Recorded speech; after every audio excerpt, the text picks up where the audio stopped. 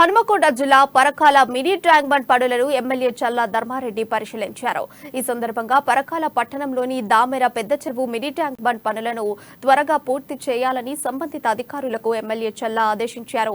పరకాల పట్టణంలో 8,50,00,000తో అభివృద్ధి పనులు జరగగా మినీ ట్యాంక్ బండ్ పనులకు 3.6 కోట్లతో అభివృద్ధి పనులు జరుగుతున్నాయన్నారు.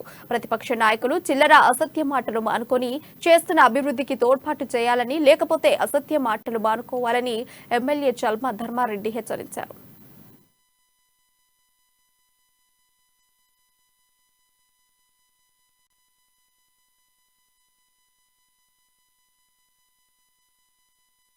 ఆల్రెడీ ఓటు వచ్చింది కాబట్టి ఆ రబ్బర్ పురక లేకుండా ఇంక కొంత అడుగు భాగం అనీవెన్స్ ఉన్నాయి, వందలు లేకుండా నీట్గా చేయమని చెప్పి ఆదేశాలు కూడా జరిగింది.